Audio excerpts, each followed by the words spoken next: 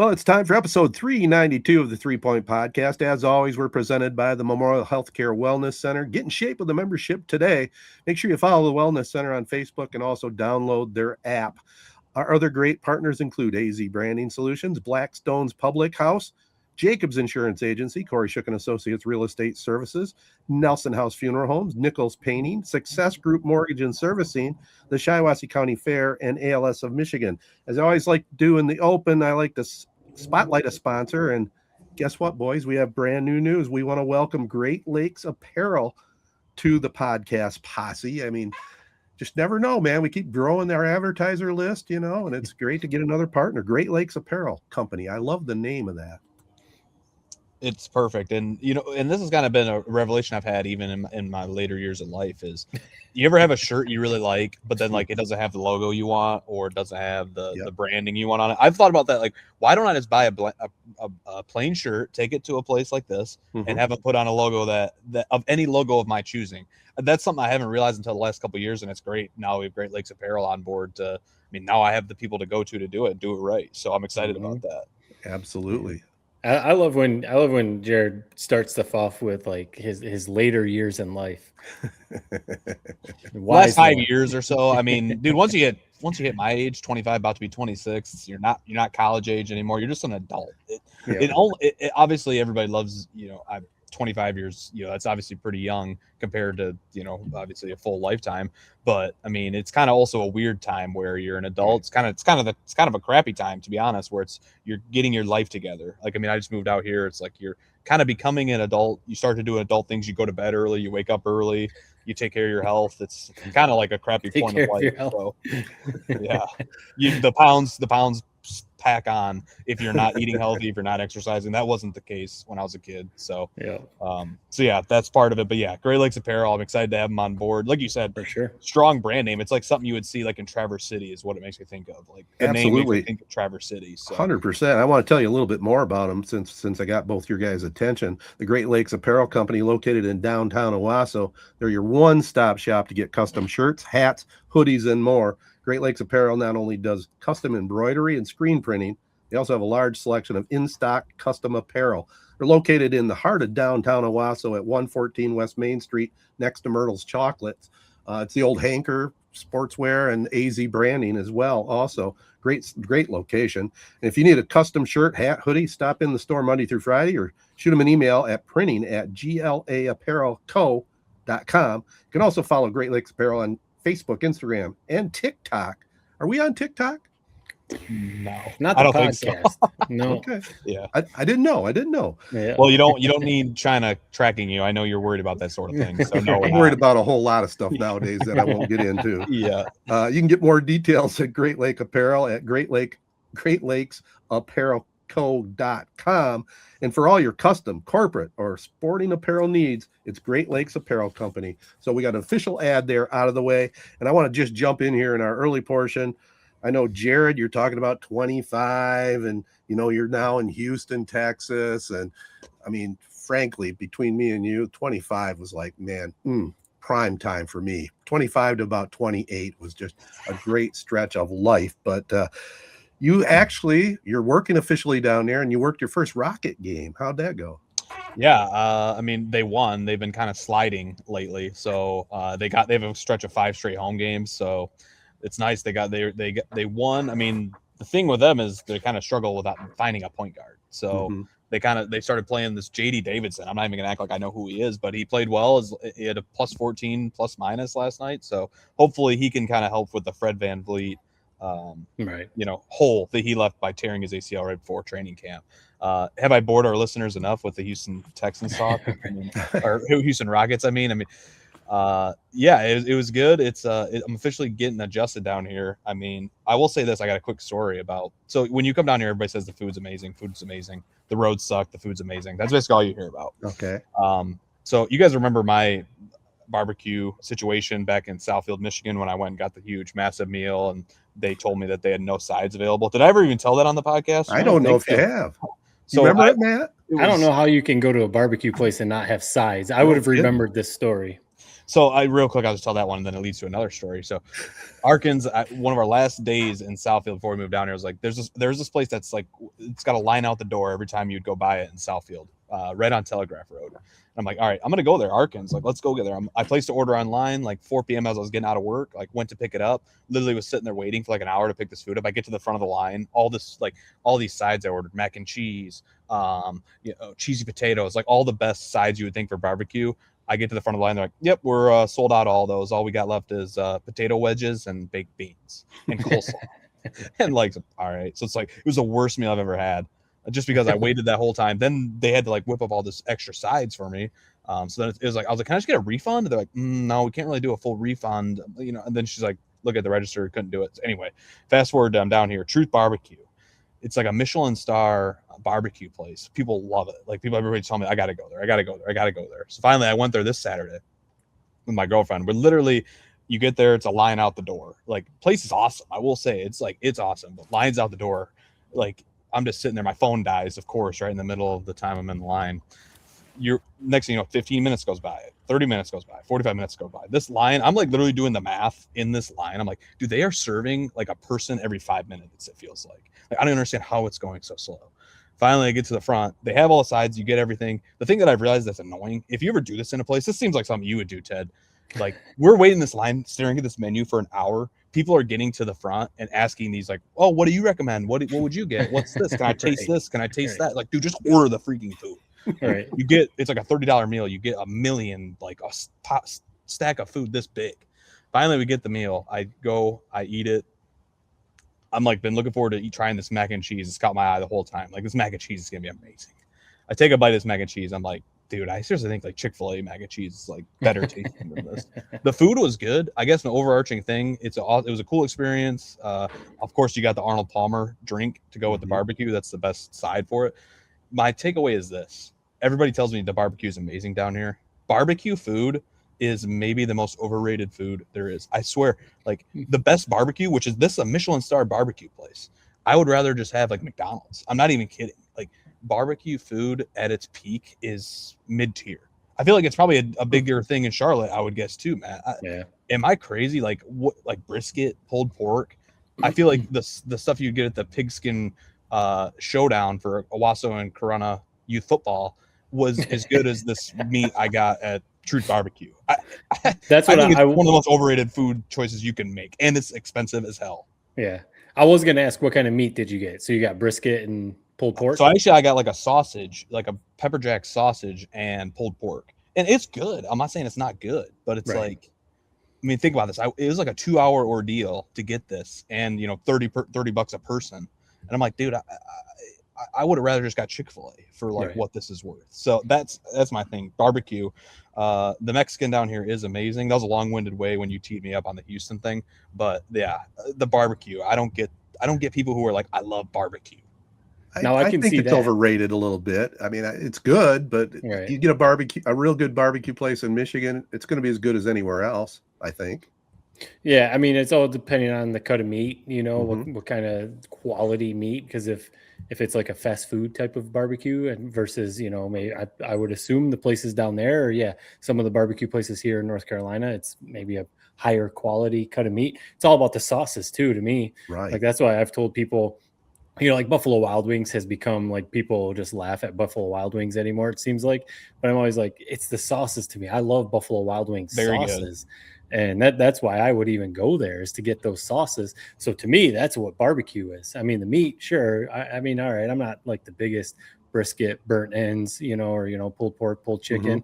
But if the sauce is really good, then that to me is what does it. And then the sides. I mean, like when we talk about whether it's Thanksgiving, Christmas, whatever, it's all about the sides to me. And you said your experience at that place in Southfield, if they don't have the sides, right away, I'm like, get me out of here. Then I don't potato wedges and baked beans. Like, no, I walked out of there with like 5 things of coleslaw. Like, dude, I'm just gonna trash these. Like, what's even the point of this?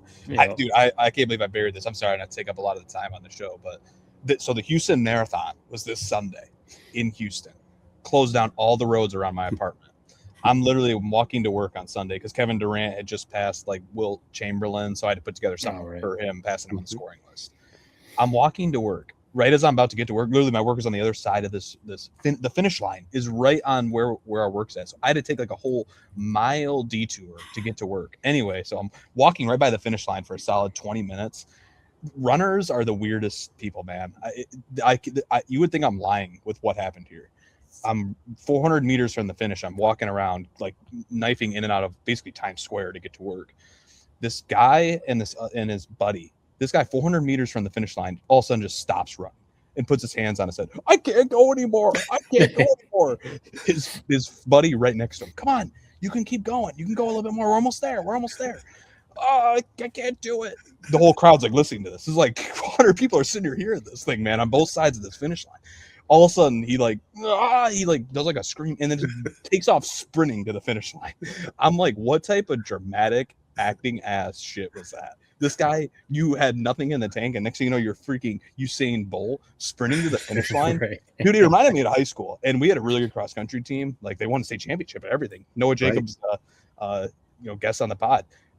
It reminded me of some of the guys on like that type of team in that environment where like you would think them running this 5K or whatever the cross country meets are, like it was like they were climbing Kilimanjaro. That's what this guy felt. He decided to put on a whole show for this crowd that he was dead and he couldn't go anymore, just for 5 seconds later to take off booking it, and the whole crowd to go literally had a crowd pop of like a concert when this guy took off bolting to the finish line. I just couldn't believe it. But anyway, that's enough about me. It's adrenaline, right? Yeah. That's what these runners are going on, right? Adrenaline. Can't even feel it. Ted, what would it have taken? What's the farthest? Did you ever run a 5K? You're talking 25, 28 was your prime. No, I never did. I think I got burnt out from it from high school track, because when I first started running track, it was the 2 mile, and okay. That was kind of a grind. And I was, believe it or not, gonna try out for cross country my sophomore year. Yeah, because I was disenchanted with football at that time, and so I got talked out of it. So I didn't. Were there even races like this when you were in like high school? Like, was there a marathon? Because there's 30,000 people running in this thing.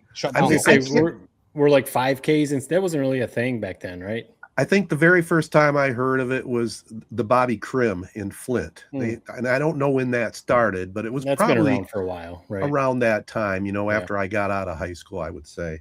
But yeah, not all these half marathons, full marathons, and 5Ks and everything you can do. No, the extent of my life when I was 25, 28 was, when it came time to City League basketball, we started practicing, and I'd run to get in shape a little bit. That's about it. What you're saying, your comment earlier, basically you said 26 to 28 was your prime. So I got like 2 more years of life, and then I might as well just end it, basically, is what you're saying. No, I'm not saying end it. It's just a whole different. It's a shift, It's a shift. Things change. That's all. When you hit 30, you hit that 30 milestone, and you go, "Damn, I'm getting old." When you're really not, Yeah. And that decade of the 30s was actually pretty damn good. Oh, it's great. It's great, and you start realizing. Your mind says that I can still hang with these young boys on the basketball court, the football field, so whatever you're doing. But the body says a little differently. Your brain is still saying I can still cross these dudes over, but the body doesn't do it. Yeah, like you hit that 35 mark, then you're playing basketball, then you go, yep, I might be just a designated shooter to come in here and break the zone. That's about it. I need to find the pickup run with the 40 and 50-year-olds, basically, is what it comes down to. Hey, I got to go back real quick. I don't want to beleaguer the barbecue story, which, by the way, I had a few comments on your list last week. So people enjoyed that little list you came up with. But the barbecue, you said that they had coleslaw and baked beans with barbecue. So if you go to a barbecue place and you get 2 sides with your meal, right? Your go-to is mac and cheese, and what else? Oh, it's got to be mac and cheese. Corn. So people call it different names. Corn casserole. I will say that at this barbecue place, it was very good. And your wife, my Aunt Lana, makes really good corn casserole. That's like my number one thing on Thanksgiving. So I got that, and I got mac and cheese when I was eating healthier. Like I've been to another barbecue place earlier this since I've been here with my coworkers, and then I was like trying to eat better, so I got like I think like it's still not even healthy, but like potato salad and I think like baked beans. It's a little bit healthier than mac and cheese, but not much. Yeah, it's funny because I usually go with the baked beans and the coleslaw. That's what I like. No, that's pretty good. I love how the baked beans though. caked in sugar and brown sugar and whatever. But yes, you still get the beans. So yes, it's better than some other things. That it is so heavy. That's the other thing with barbecue.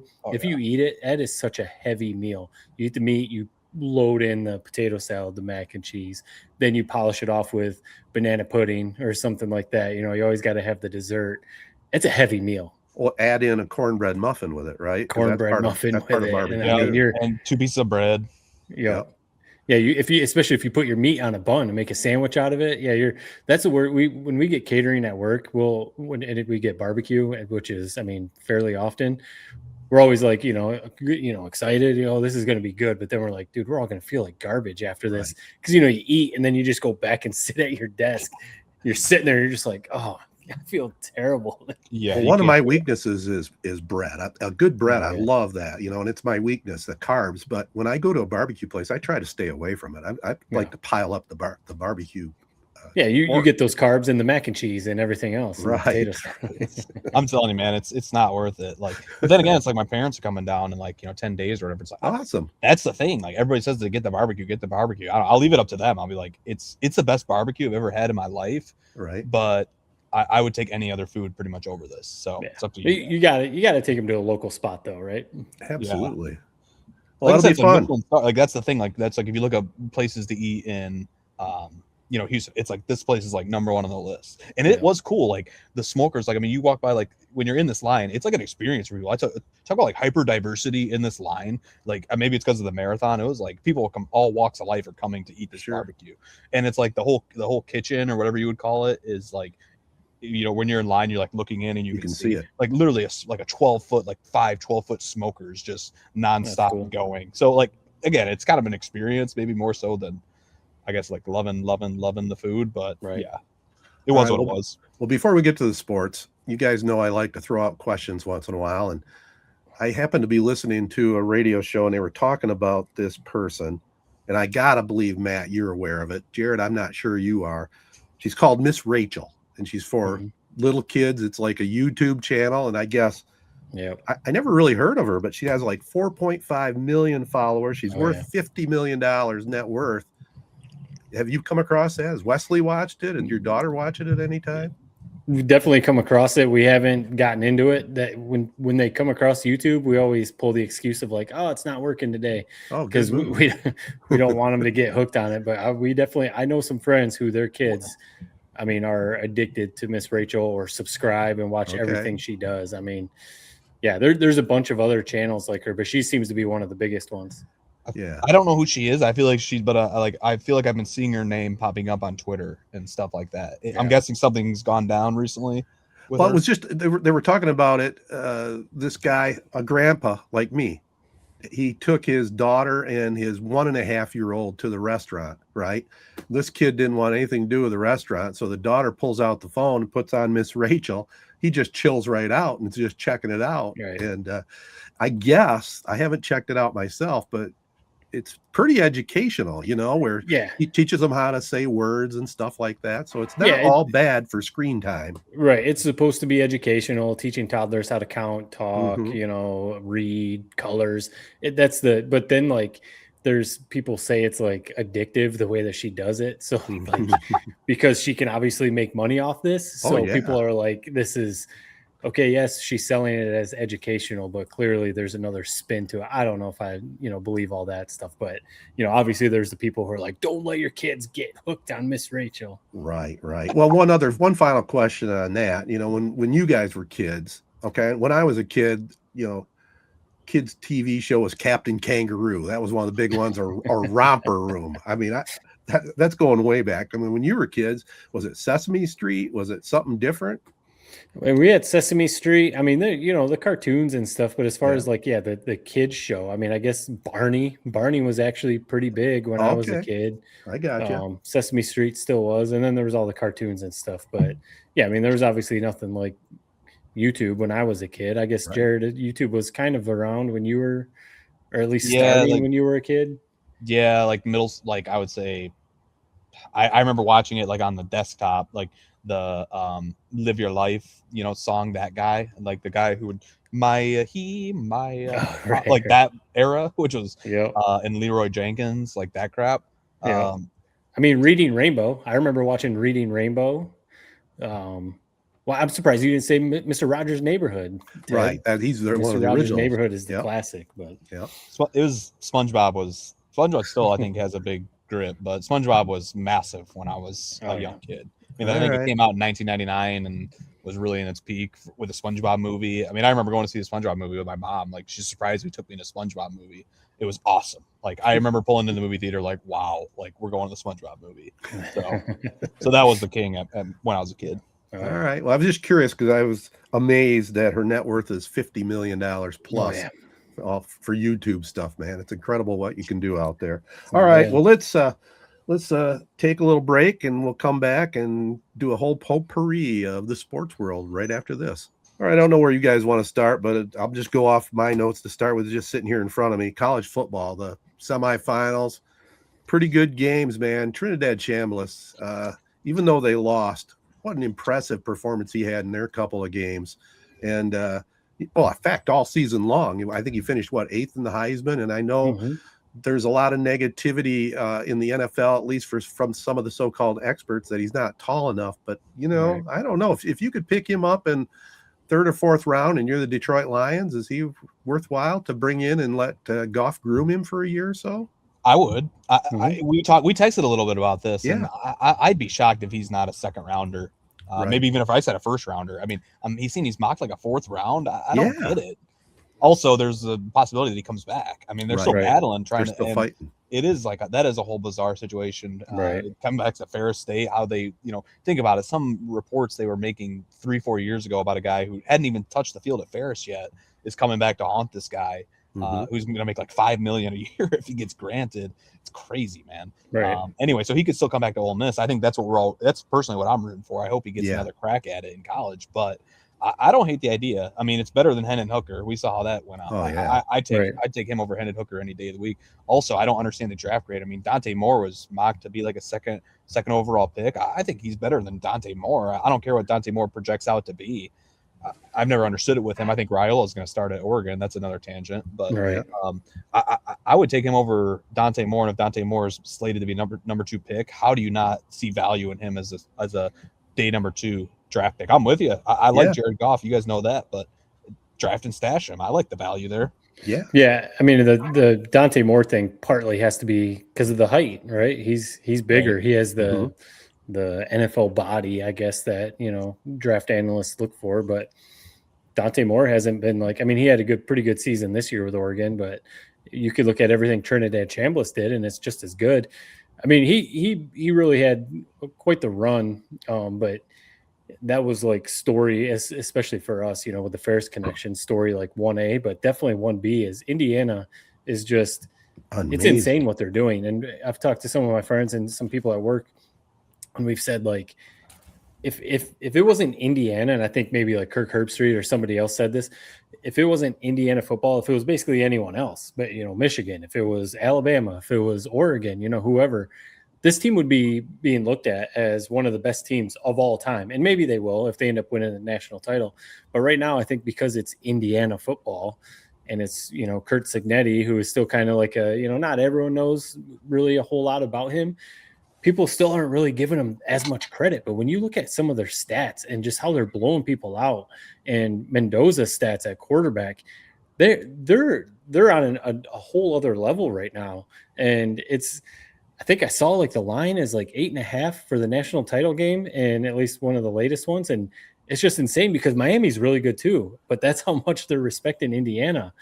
And Miami has the home field. I mean, it's insane what Indiana's doing. And I'll be curious to see that national title game because Miami's playing really well.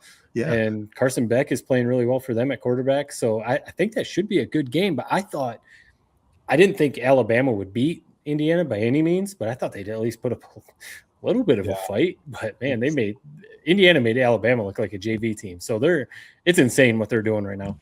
Cignetti is unreal, man. I mean, he's nailed it. I mean, I have it in my, I printed off notes. Why not? I figured a little bit more official, I guess. But I'll be like you, Ted. I'll take the page out of your book with the printing of the notes. Not that it matters. But Cignetti, I mean, he's doing it the right way. I saw a stat that it's like there's like 150 players in the NFL that are 22 and under, and Indiana has like 41 or something like that players on their team that are 22 and older, like to 25. Like they have the oldest team ever in college football, and this is what we talked about with old Bryce Underwood.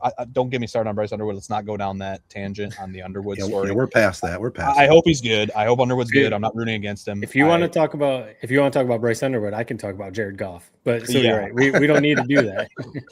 But Cignetti understands it. I mean, and then they have a Josh Hoover coming in next year from TCU quarterback. He understands, like, let's just keep getting the best guys in the portal every year and keep our team old.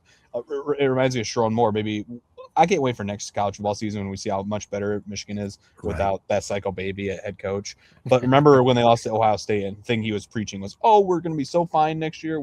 I'm excited to see these guys. We got all these freshmen on offense. Like, it makes no sense to have a team of all freshmen." We said that at the time. That means nothing.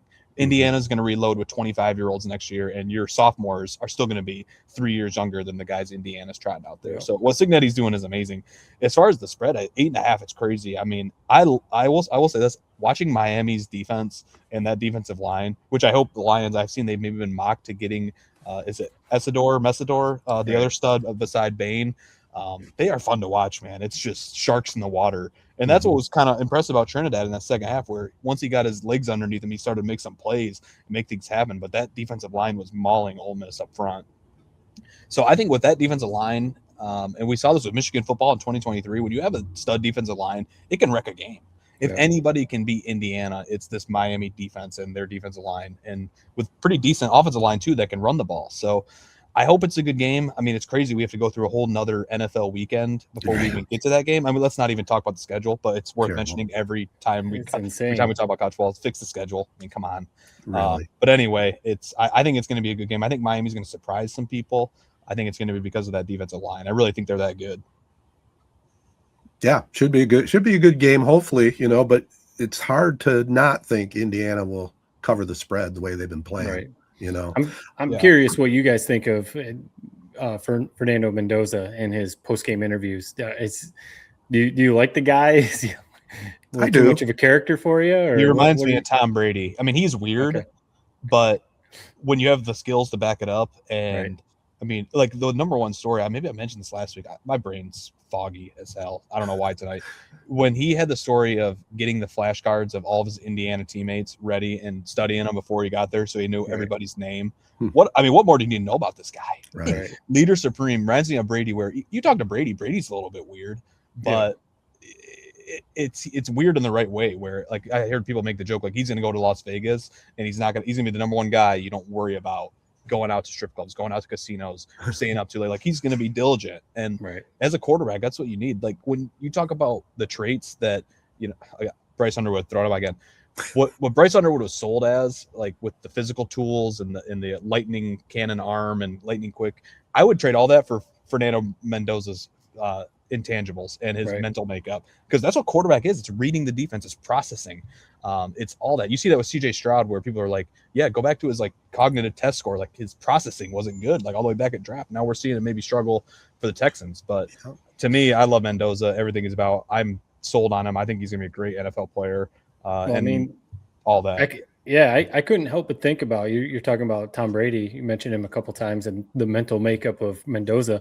I don't know if you guys saw clips that were circulating on Twitter of Tom Brady. I think he was on I think it was the Spit and Chicklets podcast. He was talking about playing quarterback. It was actually really interesting. I went back and listened to the whole thing because the clips were that good. But he was talking about that. He has said this a few times in other interviews, but he was saying how the quarterback play back in his day is far superior than just straight up quarterback play today. He's not talking about physical talent and stuff like that, just quarterback play.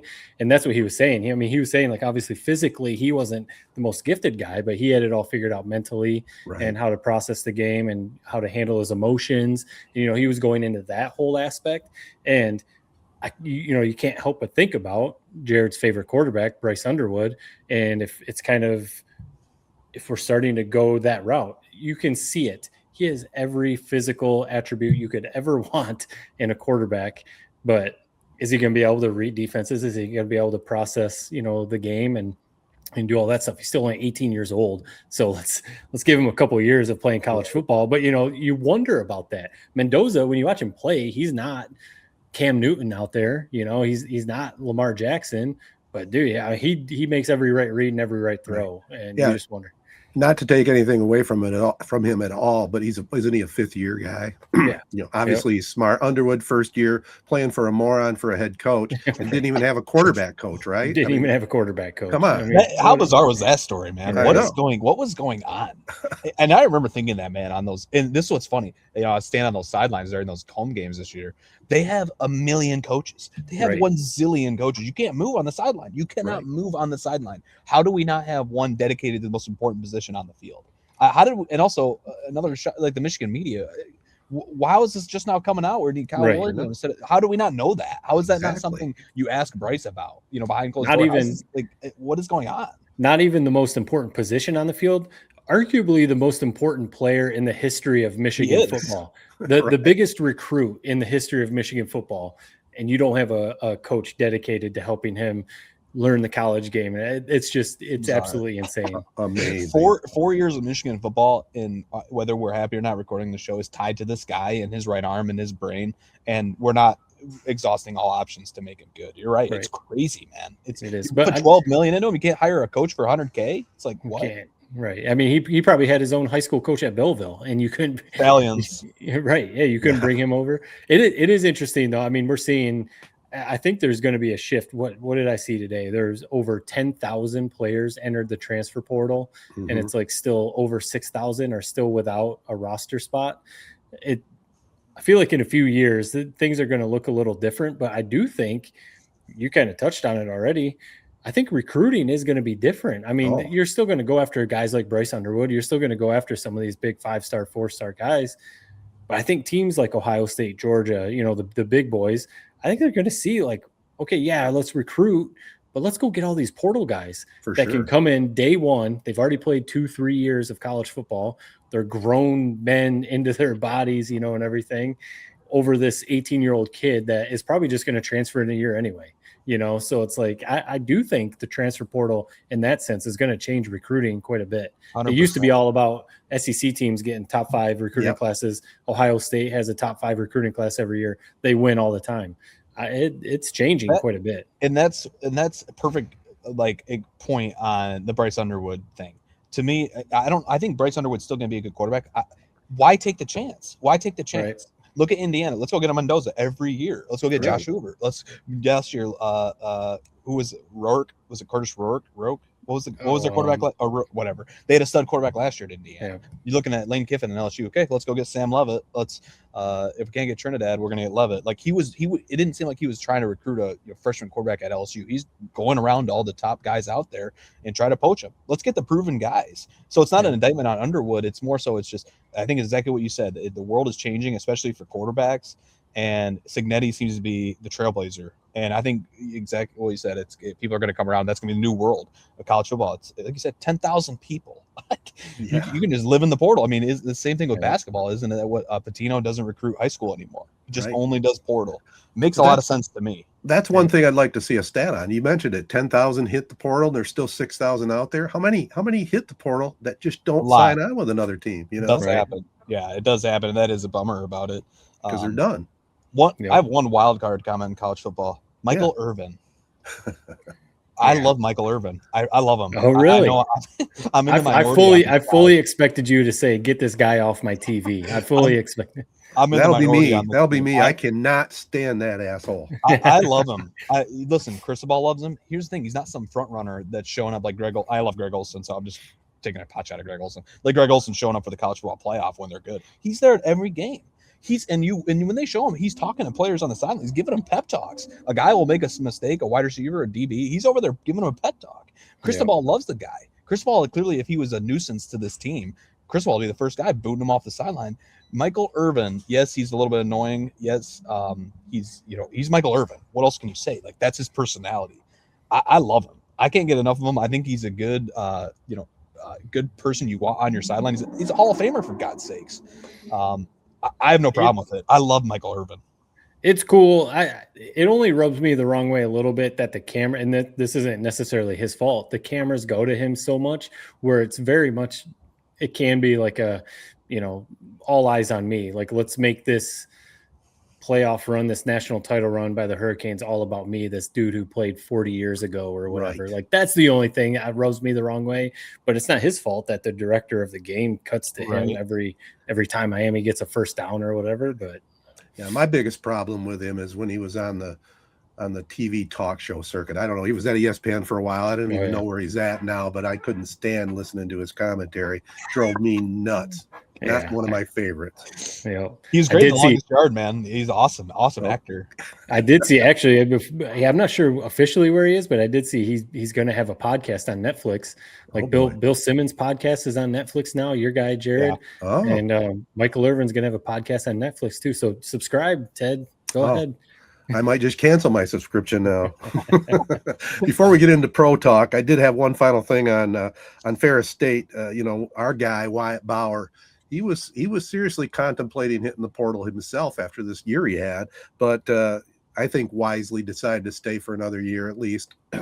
Play with his brother for another year, see if he can help Ferris win maybe another national championship. But when you look at his final stats on the season, 128 of 208, 21 touchdowns, 4 interceptions, 800 yards rushing, 15 TDs. He had a couple games where he turned the ball over more than he needed to, but still, that is some solid numbers right there for really a freshman getting his first playing.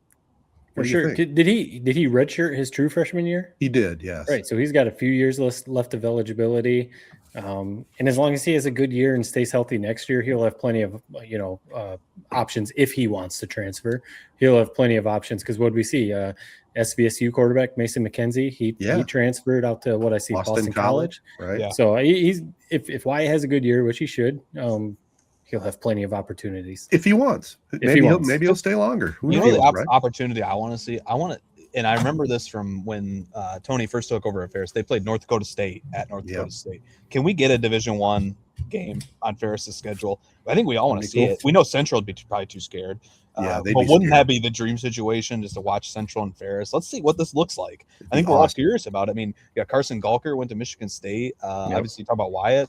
Trinidad, obviously. I mean, you think about Ferris last year with Trinidad leading the way. I mean, are they not beating Central? They probably are. Then they might have been even better this year.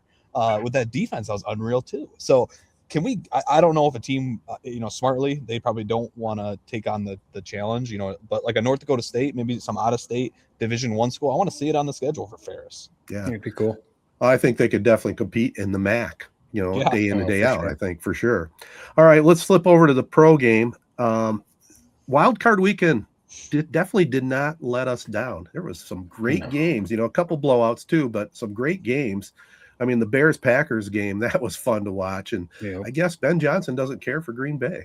Ben Johnson does not care for Green Bay. The handshake was kind of wild, how he just ran up to LaFleur, and it was almost like the Jim Harbaugh, Jim Schwartz one, back in the day 100%. That we remember. No, I mean, that was just an entertaining game to watch. And honestly, I've been holding out that Caleb Williams isn't going to pan out to be seems like he's a good quarterback, but man, with Ben Johnson, and I think Caleb Williams might be that quarter, like a Brett Favre type, that he's going to throw a couple, 2-3 a game that are head scratchers, maybe an interception or two. Then he's going to make those throws like he was making in that game. That it's like, you're the only one in the league that can make this when throw. He's on, right. He's his all-time game, man. You're right. And Ben Johnson, I feel bad for Matt LaFleur. It doesn't seem like he's going to get fired.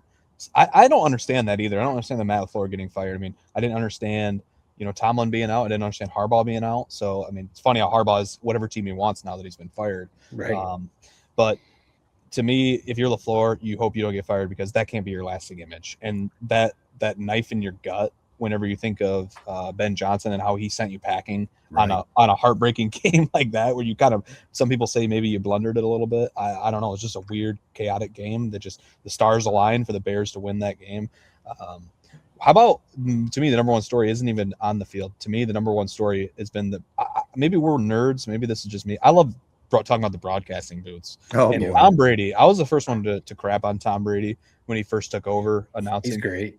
he's become like number one guy. It's no surprise when you think about Tom Brady's makeup. Psycho, works his balls off. Obviously, football savant. He's turned the tide in 1 year, and he's become maybe the top guy. Obviously, I still love Aikman. I still love Collingsworth. But he was putting on a clinic in that game. That little demo he had that was going viral about how you throw the football differently in wind conditions. Right. I mean, all time. And then you got Tony Romo. I don't know. I saw he just came out and said he was sick today. I think he needed to come out and say something like that. I mean, it was a disaster. It was a disaster for him in the booth. I feel bad.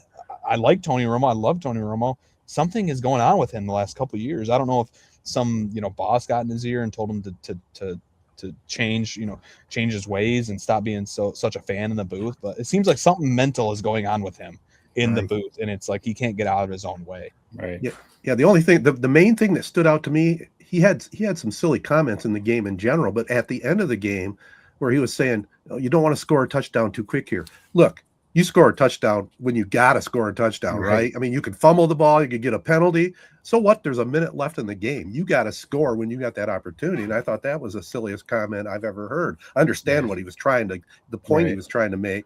That wasn't the spot, I've seen some people say that, when he first started, he had just quit playing. So he still knew all the plays. He still knew all the players, knew all the court, he knew everything about the league. Now that he's so far removed, people have said like he clearly doesn't do his homework, maybe like a Tom Brady or like a Greg Olsen or some of these other guys that are, rising. So, I mean, I don't know if I put much into that. He definitely isn't as good as he was those first few years when, man, Romo, he was predicting every play and, his energy. What do you guys think of Al Michaels? I saw he's announced he's coming back for another year. I'll be honest, and I've read Al Michaels. I like Al Michaels. I read his book. I can't make it this up, I think is what it was called. Now that he's kind of been in this twilight of his career and he's definitely lost step, it kind of is making me rethink all of his calls in general. Does he ever show emotion? Does he ever really get up for those big time moments? Am I crazy? The Miracle on Ice, he has that. I was going to say Miracle on Ice. But even that, do you believe in miracles? Like, obviously a great line, but like, it wasn't like he, and I've crapped on Gus Johnson and stuff, but Sean McDonough, man, he's rides wave of that crowd perfectly.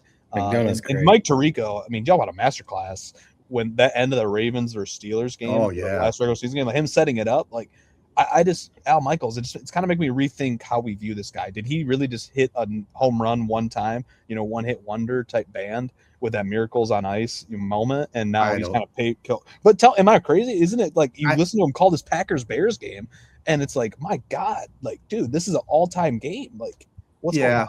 But I mean, you're kind of throwing his whole career. He is in his 80s. I know, but you're gonna lose a little bit of your fastball. You are gonna lose. He's got to, like, somebody's got to tell him to, like, and it's not like he's like misidentifying people and stuff, but it just seems to me it's like, dude, it's time. You've done a great career. Step away at while you're still capable, and like nobody and people like me aren't going to start rethinking everything. Well, that's what happens.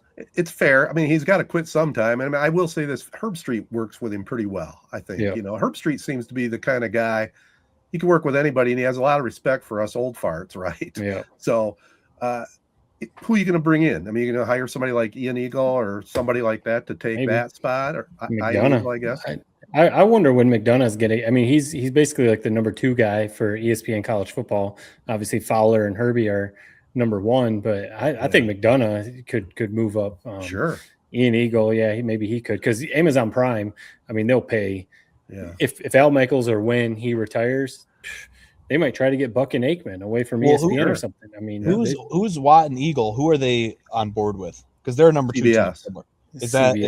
Is that that's not Al Michaels? Al Michaels is Prime. He's on Prime. JJ Watt's he's an up and comer for sure. Him and Eagle are great. It's like they need to be promoted. So I don't know if that's with Prime. I don't know where that's at, but that could. Yeah.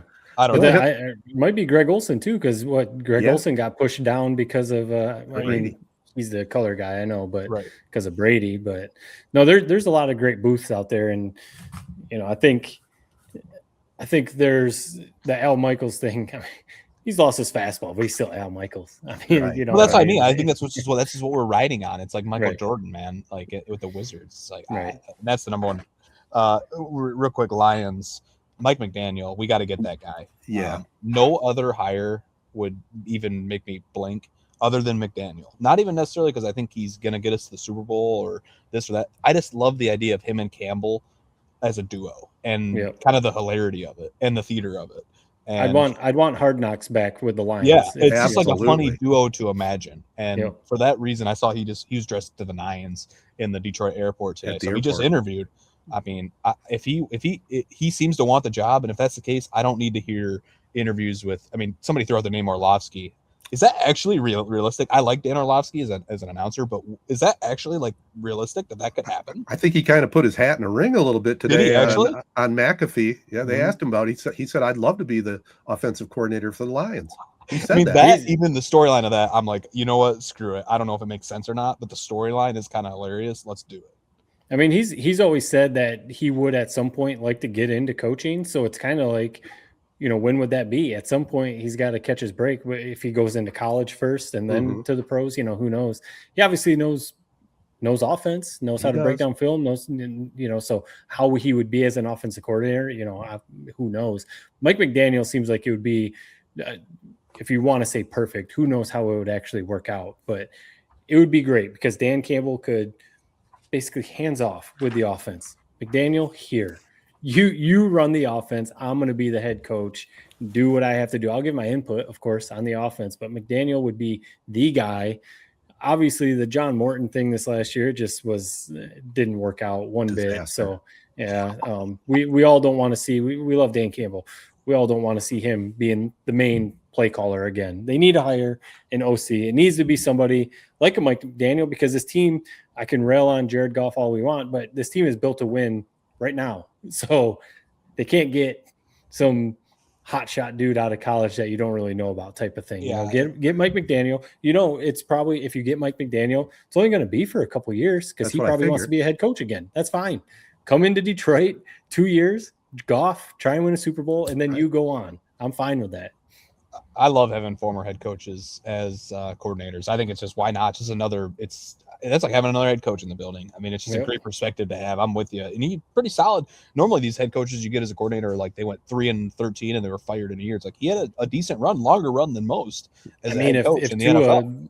Right. If Tua wasn't getting hurt all the time, he'd probably still be head coach there. Right? Yeah. So I would love it, man. And I don't care if he wears capris. I mean, it's not my favorite. It's different when you're a coordinator. You go ahead and wear it. Yeah. And Orlovsky, I like Orlovsky. What you're saying, like it's a win now team. Him, cutting his teeth as a coordinator. I don't know if I love it. Right. If McDaniel gets hired and said, "Hey, I want to bring Orlovsky on as an assistant," the offense, I'm all for it. Like I'd love that. I think it'd be an awesome hire. So that's where I'm at with that. The thing that was kind of cracking me up this week in Lions Twitter, Calvin Shepard, he got an interview with somebody. Yeah. Ted, I think you even tweeted out like, "Oh, we can't lose this guy." Really? Well, I tweeted out. I just didn't want it to be one of those Rooney Rule interviews. Which I think it was. I think it probably was. I don't know what you saw from him this year. If you're honestly considering to be a head coach, what did we see from this defense that made you think that that's head coach material? I don't think he's necessarily a bad coach. Too early to maybe tell. Still injuries, but yeah, I thought that was a Rooney Rule. Which the Rooney Rule is lame as it is. We got to fix that. I mean, I don't. The idea of it isn't bad, but it's just. Like I said, you get Calvin Shepard just interviewing, and it's like they're not hiring him. Maybe I could be wrong, and they do hire him. But. There is a lot more diversity in the NFL than there was when they had to institute that rule too. Yeah, seems like. Yeah. I mean, I think the initiation of the rule is a good thing, but when you have teams clearly doing stuff like that just to check the box of the Rooney Rule, it makes it seem a little like not sincere. Because I think Calvin Shepard. I mean, maybe. Eventually going to be a head coach, but this was his first year as defensive coordinator and it didn't go well. Lions defense was not one of the better ones in the league. So I'll be curious to see. People were literally tweeting out like, no, they can't take him. No way. No. Like what do you guys like if Calvin Shepard took a head coaching job tomorrow, like, all right, great. Let's go get another guy. I really wouldn't think twice about it. I don't mind him. But I just thought that was kind of funny, but yeah, well, I agree with those points for sure, and I'm on his side right now. I thought he did okay. The injuries just decimated that defense. I thought, that was the killer. But think about Aaron Glenn. I mean, Aaron Glenn had the defense that was a lot more decimated, and I mean he's winning 15 games. Obviously, lesser schedule. He's over there, with his foot up on the bench with looking like a gangster. Like Calvin Shepard never had that moment. We never had a Right. great defensive That's performance. true. I don't remember a single one where it's like, man, this defense played great today. Like, never once. Yeah, I feel like early in the year they had some good games, and that's when we were like, oh man, Ravens, we got the next. but the Yeah. Ravens were almost in a funk more so than Right. anything. They didn't even end up being that good. Yeah. Yeah, I'd have to look at the schedule, but anyway, that's enough Lions for What now. do you guys think about some of these upcoming games? I mean, we're not going to go through break down the whole divisional round, but I mean, the one that I'm kind of looking at is the Bears. The Bears with the Rams coming to Chicago. We're going to Chicago.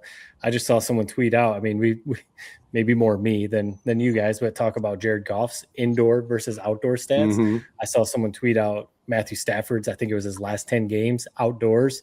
Not good. He's like 1-9 in his last 10 games outdoors, and not good stats. More interceptions, I think, than touchdowns. And it's going to be like feels like 3 degrees in Chicago or something like that. So that could be a really interesting game because on paper you would think the Bears defense isn't good. Rams offense will probably put up 40 points, but in that weather, Bears have the momentum that the Lions had a few years ago. It's powerful, man. You almost can't quantify it.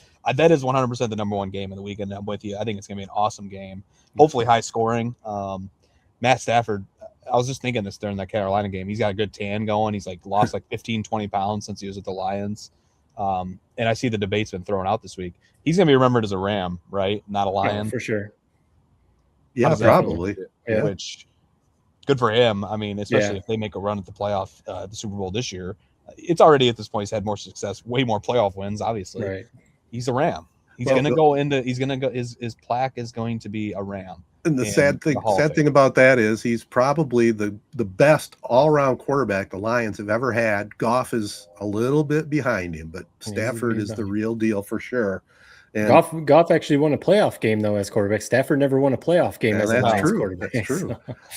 But Stafford did get it done with the Rams, won a Super Bowl, and then last week an outdoor game. He captain comeback at the end, led him to win. That was a great game. People in Charlotte around here with the Panthers, there was a lot of very, very fresh looking Panthers gear walking around Charlotte. But that was a cool environment. It was cool to see that stadium packed, and it was rocking. And Bryce Young actually played well. They almost pulled that upset. It was cool to see a team like the Panthers almost pull an upset. I'm kind of intrigued on the Patriots and the Texans too, man. That Texans defense shows unreal. It's amazing. It's amazing, man, how good they are. And I think they play man to man. Like they like don't switch up their defense. They just run pure man. Like there's no secret what they're doing. You just can't beat them. What a dud that game was. I was looking forward to that game more than any game of the entire weekend. Steelers versus Texans. A-Rod one last ride. Just the most boring game. Was over from the second it started. It felt like, even though CJ Stroud was trying his best to lose it. Yeah. What a dud. I mean, you guys think A-Rod is done? Yeah. Especially now that Tomlin's out. It seemed like he was saying all along that he was having fun playing for the Steelers and Mike Tomlin. And now, I mean, is Aaron Rodgers about to go through, a new head coach, new offensive coordinator, all that kind of stuff with the Steelers? I mean, you wouldn't think so, but you know what's enticing to me? Vikings. Would he do the Vikings for a year? JJ McCarthy sits, learns, gets fully healthy, learns a few things from A-Rod. That team's ready to win now. Maybe. I mean, I would love it. He wasn't the problem. Rodgers didn't have a bad year. Rodgers was pretty good all season. Their defense was terrible, though. Yeah.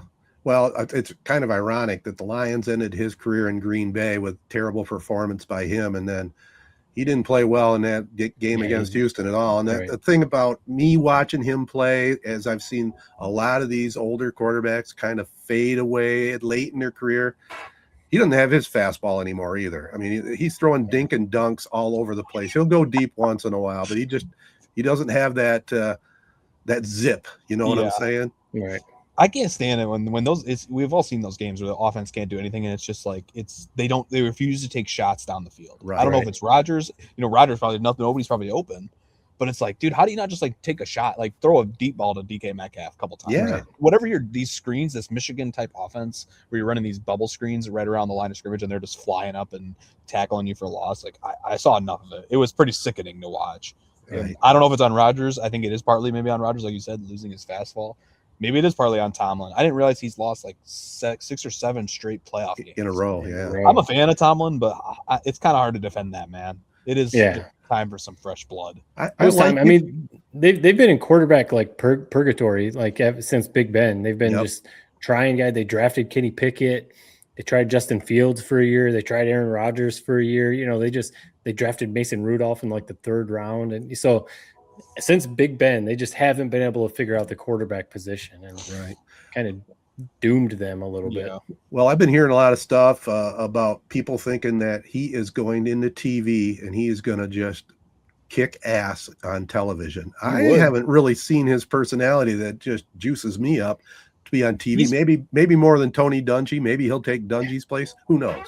No, he honestly is. He's a good speaker. I've heard him on a couple podcasts and a couple good stories he's told. I wish I could remember him, but I've been impressed with him on podcasts before. Okay. He has some charisma to him, a deep booming voice. Like you can see why he commands a locker room. Like he's coined as a motivator coach. Mm-hmm. He's got the personality for it. I feel like I saw somebody who's prominent in the industry said that about him, right? That he's like, name his price, like we'll hire him tomorrow. Right. I feel like I saw that as well. So I think he's gonna be great if he does that. I saw he is taking a year off, so I would think that is what he does. Yep, makes sense. All right, before we take another little break, I want to tell you about our friends at Blackstone's Public House, formerly Rivals Tap House and Grill. Blackstone's, they expect to make the official switch here any day now. Jared Heidel and his staff look to bring fresh energy and approach to the location. Several signature dishes from the Flint restaurant, Blackstone Smokehouse, going to come over to the new menu. They have some great chicken wings, man. I'm looking forward to that. There's also a cool new look in the building, 75-foot mural along the west wall featuring a montage of area athletes. Blackstone's Public House, located at the corner of Shiawassee and M21 in Corunna. New hours, including daily lunch hours, coming soon. All right, let's take another official break and come back with a little bit more potpourri, a prep spotlight, and we'll wrap up the program with some Tedertainment Tonight. All right, guys, it's just a couple quick shots here before we get into prep spotlight. I was down at Little Caesars Arena a couple weeks ago, but what a great night. The Sergei Fedorov retiring of his jersey the other day. I don't know if either one of you saw the ceremony. It's truly hockey town. Jared, I know you're enjoying your new job down there, but it would have been so cool to be a part of putting some of the film together for that tribute. Man, all the great players from the 97, 98, 2002 teams were there. I mean, Mickey Redmond was one of the co-hosts. It was just a great presentation, I thought, and you could probably still catch it on YouTube or somewhere for sure. But Red Wings got the win. They lost to the Bruins on Tuesday night, but second place in the Eastern Conference, playing really good hockey right now. But as we know, you got to keep the momentum going. Keep the momentum going. But we want to see playoff hockey at LCA. Fedorov, man, he got officially added to the ruled list. He was so cool. Defected from Russia. The nice touch with the Corvette. I mean, he was a cool cat, man. The white cleat with the white. I didn't understand it was such a big deal to wear white skates in the NHL. Like they're taping the skates. Like, what, did they not? Can I just get white skates? Like, what's going on here? But yeah, he was cool. The thing that was so cool about him, Nike athlete, Nike and hockey.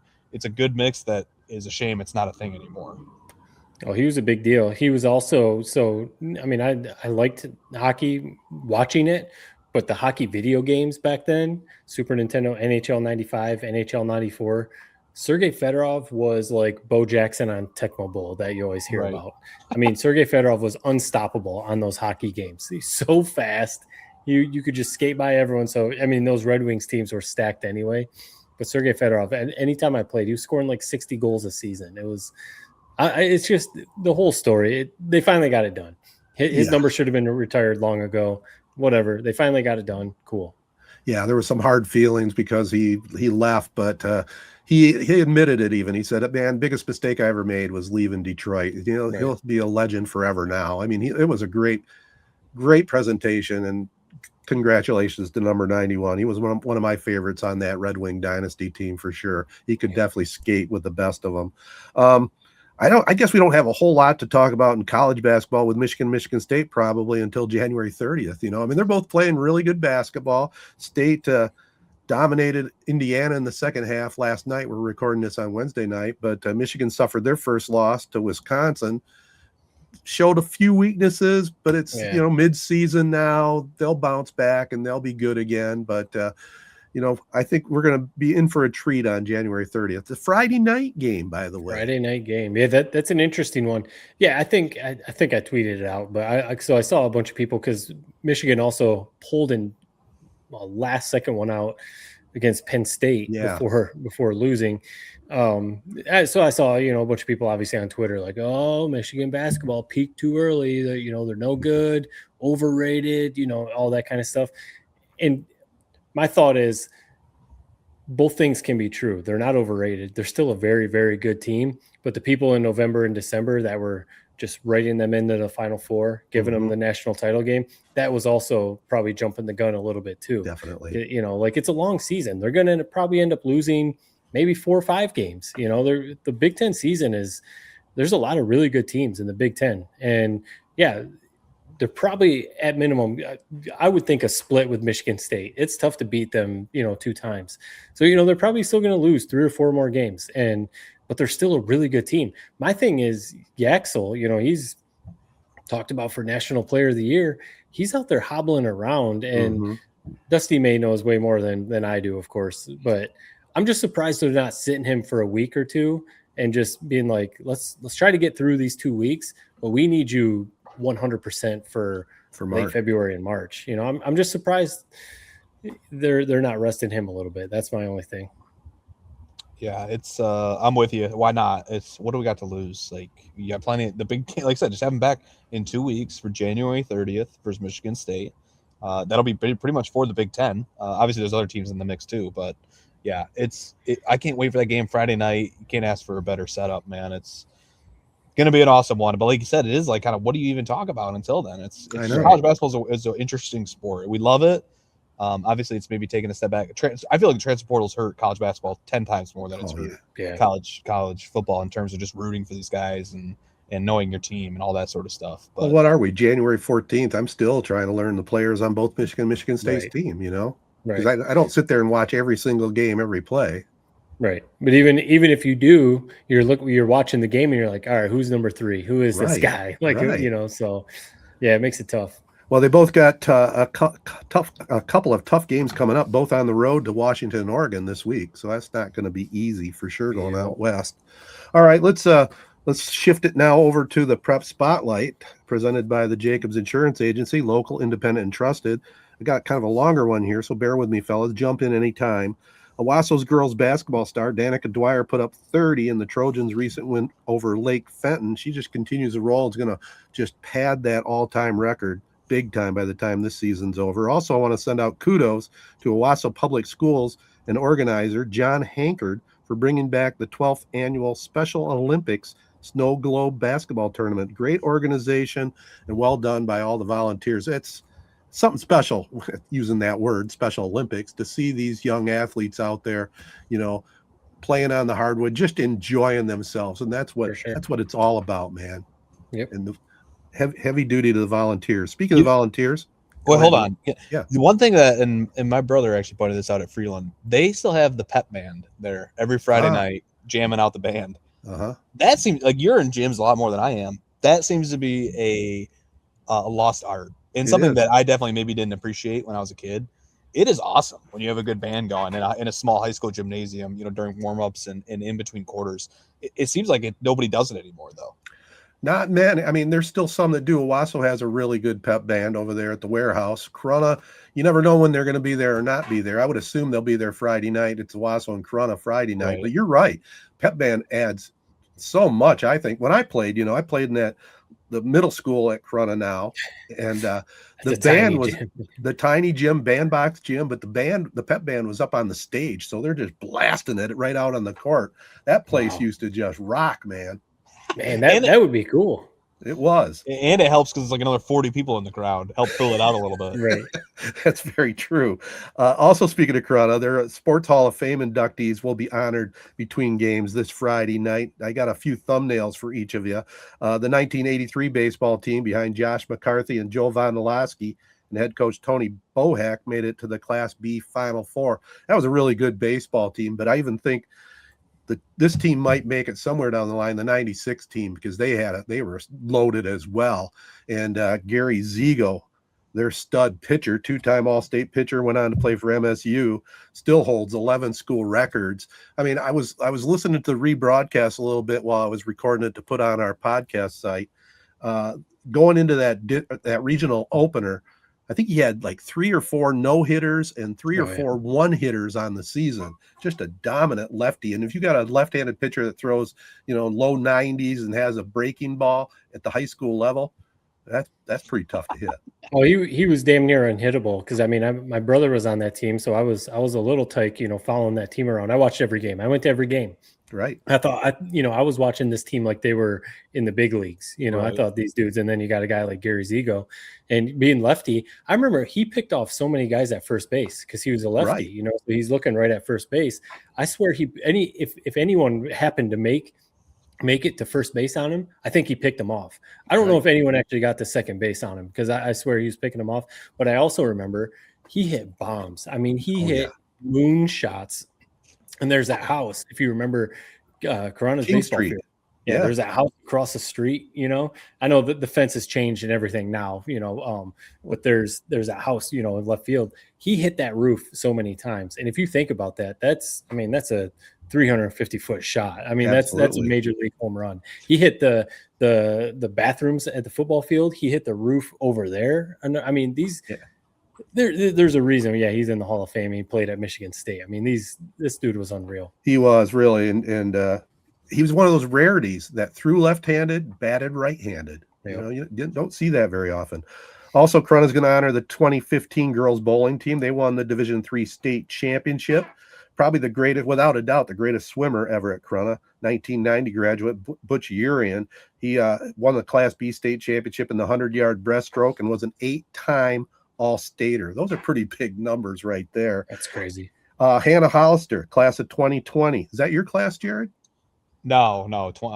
Man, I'd be like 22 right now. Oh, okay. 2017 was my class. A little after you, but she's a first ballot selection, maybe the greatest Corunna female athlete ever, earning 13 varsity letters, 7-time All-Stater in track, and went on to star for Grand Valley on the softball diamond. Pretty impressive credentials there, I'd say.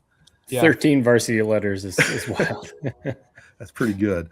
Also, Coach Charlie Carr, he made the Hall of Fame. He helped mentor and coach at Corunna for over 30 years, was a steadying force for Frank Davis as an assistant for that Cavs 83 run to the state championship. Also won multiple titles as a girls basketball coach. One of my favorite teachers and administrators and just all-around good guys made the Hall of Fame as a contributor, Jim Duffield. Selected as a Cavalier contributor. Duff started the swimming program at Corunna and led them to MMB championships in 77 and 78. His cross-country teams went 65 and 15. And, of course, he was the athletic director for many excellent programs over there, including that 83 state championship. And finally, the OG, Earl Lancaster. Mr. Lancaster did it all starting in 1936 at Corunna schools. He coached multiple sports, including a 7-year football coaching stint, going 45, 7, and 4. And he actually gave Corunna their gold and black colors and named them the Cavaliers after his University of Virginia Cavs. So that gets you in the Hall of Fame alone right there, I think. I'd say so. I like the interview that we posted on our site with you and him. My brother. I was learning my interview skills, as you could tell. In those seemed like you were nervous interviewing the big shot at Corunna. Well, I was. My dad was standing right behind me in the press box too. It was that was awesome. He has one. My brother pointed out that was funny that he was like a superintendent at like 25 years old. That's my age, man. I know. I would burn a school down if that was the case. So one, that's impressive. And then it was funny how he just had like that when you listen to old World War II docs, like that cadence of like an old timer. That's just how we did it. That's just how we did it. Like it was awesome to hear that. Like, yeah, he just was well spoken and obviously impressive. I think you said it during the interview. He was like 77 years old. He's still smart as a whip during it. 1987. Yeah. So yeah, absolutely, legend for sure. Little known fact. Well, people in St. John's know the fact. The old St. John's gym was named the Earl Lancaster Gymnasium because he was also, after he left Corunna, was a longtime superintendent of schools over at St. John's as well. So congratulations to the entire class. That'll be Friday night between the girls and the boys game. They'll get their official acknowledgement in front of the basketball crowd. So again, well done by Corunna. We'll be talking about Owasso's Hall of Fame class coming up down the road here. They're going to have their ceremony and introductions at the next Corunna and Owasso game at Owasso. I got one final thing on the Prep Spotlight, our performance of the week. This was, as I mentioned, we like people that suggest people for the highlight, the prep spotlight, I should say. Corunna's Caius Malone hit a big wrestling milestone recently, picking up his 100th career win. Think about that, man. That's averaging 25 wins a year in wrestling. That's just crazy, man. What a tough sport that is. And as I said, he was suggested to us by a pod follower. Anybody that wants to suggest anybody for the prep spotlight, email me at tedfattel@gmail.com or hit us a tweet at 3point pod. All right, so let's take one final break here and get some Tedertainment Tonight information out to everybody.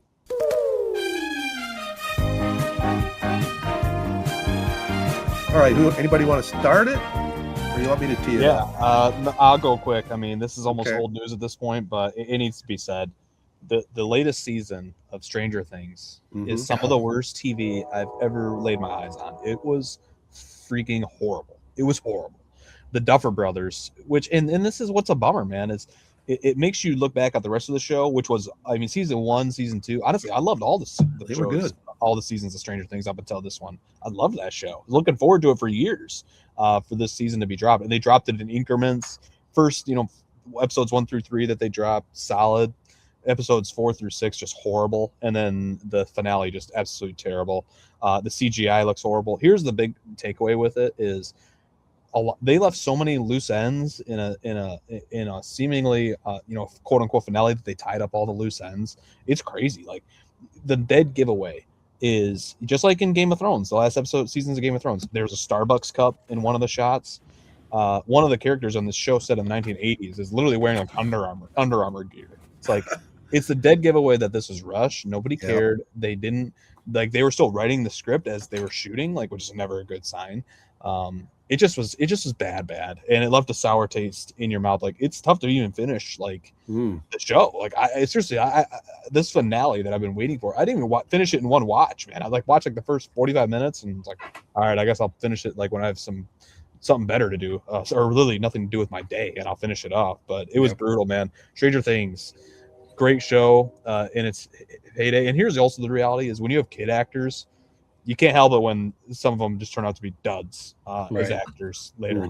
They were awesome as kids. Some of them are kind of off-putting and just not very good actors, as like 21-year-olds. And that's just a reality. Yeah. You can't help the Duffer Brothers in that sense. But overall, the plot, everything about it, the CGI, horrible. It just was one of the worst seasons of television I've ever watched. Yeah. Yeah. We've talked about it before, at least for me.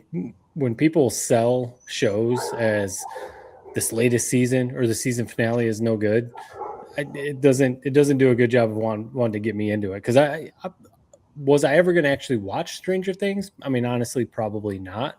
But because so many people said it was, it was on the list. It was on the list. But now that people are saying this latest season, like, basically absolutely ruins it. Yeah, there's no chance I'm getting into it. It's a shame. It's crazy that they rush through these final seasons. Because is this the final season? I forget. That's done. It's supposed to be. So they rush through these final seasons like that. What was the show you mentioned to us, Ted? You texted us what? I was going to segue right into that. Black Rabbit. It's starring Jude Law and Jason Bateman.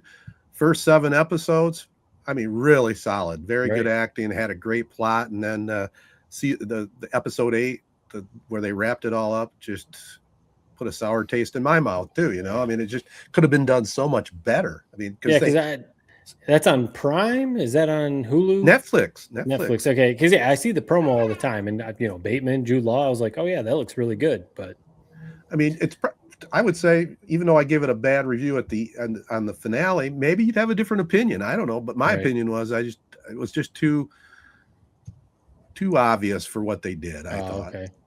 So they needed to have like a really, the good shows have just something that grips you at the end. You go, whoa, you don't see that coming, right? Yep. Am I right? Yeah, you are. Yeah. Now I know I get grief sometimes for not seeing first run movies. I did see a first run movie on Christmas, and I know you did too, Jared. So let's maybe break those down.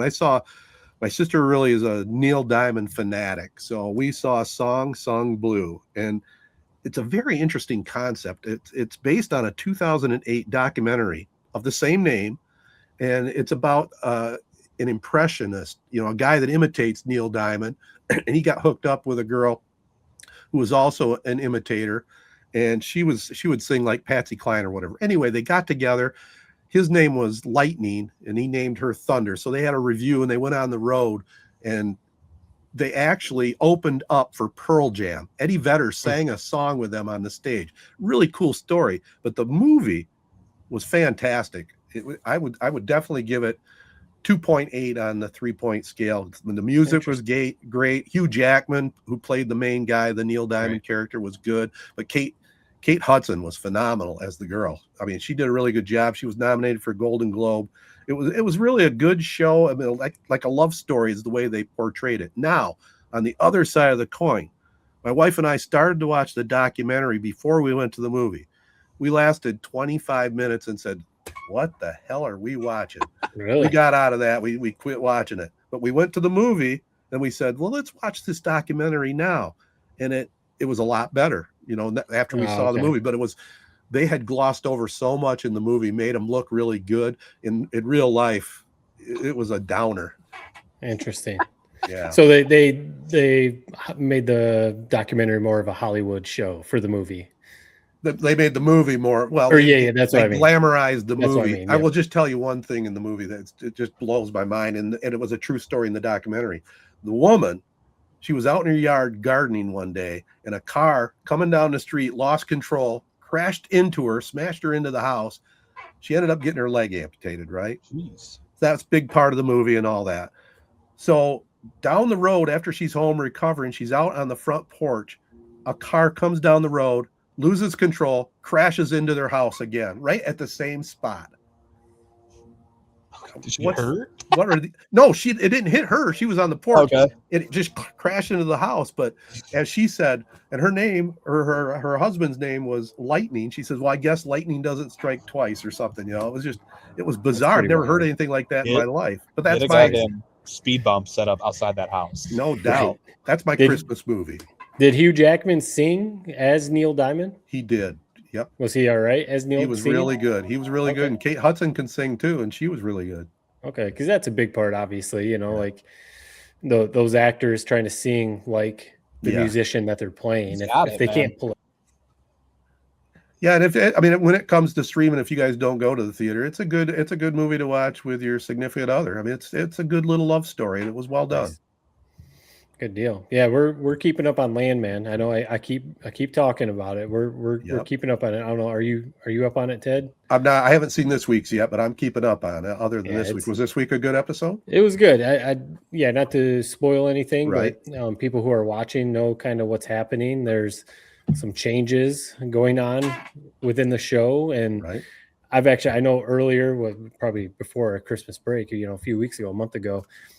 I wasn't saying I'm out on the show, but it was starting to get a little like predictable, a little too Taylor Sheridan type of stuff. But now with some of the spins that are happening, with some of the stuff happening, he reeled me back in. Now it's kind of like, all right, I got to see how this season shakes out. I am curious if this is going to be, I haven't seen if it's a standalone season, right, or if they're going to somehow turn this into a season 2. But I have the feeling this is going to be it. What do you think of Demi Moore? Do you think she's good in it, or do you think she's miscast? No, I don't like her. I don't like her either. Yeah, I was actually during this last episode, I was telling my wife that I'm like, what? Man, what happened to her? I used to like her a lot, and she's just the character, and then the way that she plays it. I agree with you. It's brutal. I'm with you. That's a miscast. That's Sam Elliott. Sam Elliott was a good addition. He's great. Yeah, he's perfect. He looks like he could be Billy Bob's dad. I've said that numerous times. Like that was a great role. Yeah, I'm actually a few episodes behind. I don't know why. I just haven't gotten around to watching them. I still like it. For whatever reason, I just haven't gotten around to watching it. It just cracks me up with his son. What's his son's name? Cooper. Yeah, nailed 9 wells, and I'm a billion. Like that to me, that actually is kind of an interesting plot. I don't know if I like where they went with it. I would have. I thought, okay, this is going to be like him trying to battle back and, and maybe that is what's happened in the last few episodes, but it seemed like they were kind of veering with this drug cartel situation. I don't know. I thought there was something interesting with his son getting screwed hardcore out of $1 billion wealth or whatever. And it just seemed like they were veering off of that. Did they go, am I wrong on that? It comes back into play a little bit. And that's where I think it's going to come back into play more. Mm-hmm. I feel like That's my prediction how it's going to play out. Because that was kind of my thought. Why do you set this up as such as this big old thing with his son, and then it turns out to be nothing? Right. But Billy Bob's been great. Billy Bob carries the show. Badass. And one other complaint about the show, and I do like the show. The son. Maybe why am I so obsessed with Cooper, man? I'm obsessed with this guy. Oh, he's annoying. What is his relationship? I mean, what is this? I don't know. It's just bizarre. It seems like they have zero chemistry. Right. The plot of it almost makes no sense. Like her husband died, and now they're together. A month later, basically. That whole plot is something that I think they could have axed. Like he could have just been single, no relationship. Right. And I think it would have been a better character.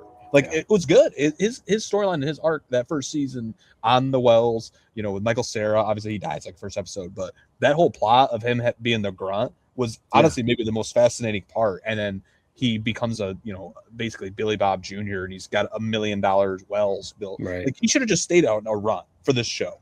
Until maybe the end, maybe at the very end, that's the plot where he takes over for Billy Bob or something, or Billy Bob takes him under his wing. I don't get the whole plot with the wells. Sheridan's writing so many damn shows, he can't get them good all the time, right? Right. He's putting so much material out there; it's just incredible. It is crazy, but yeah, it's definitely one of those that you got to see it through to see how it finishes out. See what happens with Billy Bob and his family and everything. We started to finish off what we're watching. His and Hers on Netflix. I don't know. I was going to check that out. Yeah. Yeah. We caught the promo, or watched the little trailer, and, it says it's like a murder mystery thriller type of show or whatever. And it's pretty good. We were a couple of episodes in. It's like, remember the Hunting Wives? I talked about watching the Hunting Wives. I'm looking forward to the next season of that. Yeah. It's not the same, but it's along the same lines as absolutely ridiculously out of control. Like every 5 minutes is this other crazy twist, and then this other goes this direction, and then this other character comes in, and this character, it's just like you're almost laughing throughout it. But there's some good actors in it, and so far a couple episodes in, it's entertaining. So further reviews to come with that one. All right, well, I'm going to start into it too, so we'll be on the same page. Didn't you see, was it Marty Supreme? Is that what you saw at Christmas? Was that any good? Yeah, I saw Marty Supreme on Christmas. I thought it was solid. I mean, honestly, I rewatched Uncut Gems, which I had only seen one time before. I thought Uncut Gems was a better version of that movie. Okay. I also love Sandler, and that's Sandler at his best. I wish Sandler would do more stuff like that rather than Happy Gilmore too. I'm just joking, but to me, it was good. I'm not a huge Timothée Chalamet guy. He's good. I think he's a good actor. He's not like I don't understand the star power behind him. If I'm being honest, I don't know. I don't get it. But it was solid. It was good. Kevin O'Leary, honestly, was my number one takeaway. I thought he was classic in that movie. He's a classic character.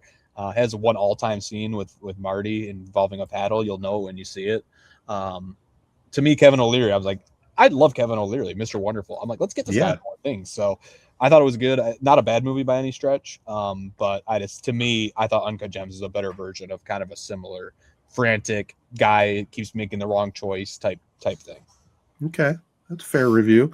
I did watch one on HBO. I know we're going on a little long here, but I'm going to get it off the table. One Battle After Another with DiCaprio and Sean Penn. Oh, right. That was it's hard to describe, but it was a memorable movie, man. I liked it. Who directed it? Was it Paul Thomas Anderson? Right. Yeah. I thought it was solid. I don't know if it's worthy of all this like award buzz it's getting. I mean, Tiana Taylor just won like the Golden Globes. I didn't think she was that good in that movie. I thought she's only in the movie for like 20 minutes. Yeah, weird part. In a weird part. It was entertaining. It was good. Leonardo DiCaprio is electric when he's on screen. He was kind of a funny character. I don't understand really what the plot was, if I'm being honest. Yeah, it was a little confusing. I'll give you that. I watched it, and I actually watched it right before I moved down here. Like that was like the last night we were in our apartment, and I couldn't tell you really what it was about. I was entertained, but I don't really know what it was about. Exactly. Revolutionaries and overthrow the government type of people. That's what DiCaprio and her were involved in, and Sean Penn played this maniac military guy. He played it well. Yeah, I've seen people say similar things about it. Can't go wrong with DiCaprio though, but. No. It's worth a watch. I mean, it's a thinker. It's one you go, okay, Right. It was Sean Penn is all time. I don't really like him that much. I saw some clip of him from a movie because he's been obviously making the rounds with this one. Right. Like, is that my daughter in there? No. Oh, right. He's literally losing his mind. It's like the funniest 15-second clip I think I've ever seen in my life. Is that Mystic River? I think it was. He's getting held back like 80 guys. Like, and I guess apparently they were really having a hard time holding him back too. Yeah.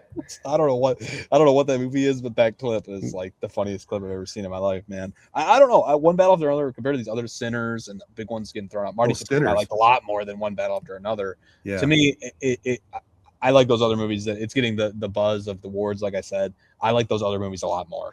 I would recommend those other movies more. I will give you that Sinners was really good. I just watched it for the second time. My wife hadn't seen it, and it was outstanding. The villain in that Remick, man, is all time. Yeah. Yep. Good flick. Yeah. And you talked about the Golden Globes. I'll just end my part here with Nikki Glaser. She killed it again as the host. I thought she had some great jokes, man. It was like she's the female version of Ricky Gervais, right? Relentless on all these Hollywood types. So I love that. And podcast of the year, Good Hang with Amy Poehler. That's the first time award. We lost out again, guys. So lost out again. Maybe next year. Maybe next year. It's like the Lions. Maybe next year. Hashtag since Since 2017. 2017. Yep. All right. Anything else, boys? Or we want to wrap this up? I don't think so. All right, let's call it a podcast. As always, we're brought to you by the Memorial Healthcare Wellness Center. Get in shape for 2026 with a membership today. Follow the Wellness Center on Facebook and download this Wellness Center app. Our other great partners include, and by the way, when you're ever in their businesses, tell them you listen to this podcast. You heard their message, because we do appreciate all of them, including AZee Branding Solutions, ALS of Michigan, Blackstone's Public House, Great Lakes Apparel Company, brand new on board. Welcome. Jacobs Insurance Agency, Kori and Associates Real Estate Services, Nelson House Funeral Homes, Nichols Painting, Success Group Mortgage and Servicing, Shiawassee County Fair, and that's it on our sponsors. Our next Z92.5 game of the week, Friday, January 16th. It's Owasso at Corunna coming up. Hall of Fame night over there in the Cavalier Gym too. And I just had one other thought, guys. With everything that's going on in the world, I'm not even gonna lay it out. I'm so tempted to want to just comment on it, but this isn't the place to do it. But man, isn't it just crazy what's happening out there in the world right now, especially in this country? I try to just stay in my lane, pay my bills, do what I have to do, and live a good life. That's a good philosophy, Matt. I did see a classic clip, honestly, for kind of both sides. The Trump walking through the Dearborn Ford plant. Year. What is going on with this? Yeah, that was just kind of funny. It's insane. Yeah. This is side note. I mean, I always appreciate a conversation about this, but I know you're just throwing out a thought.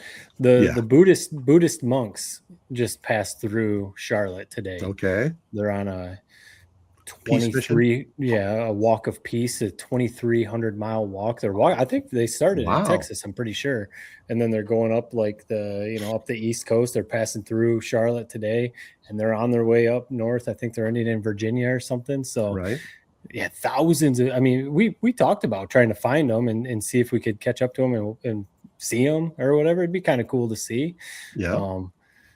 If people were more peaceful, maybe things would be a little easier in this world, a little more enjoyable. But peaceful, calm down, right? Just calm down, and work together. Not saying we all have to be monks, but no.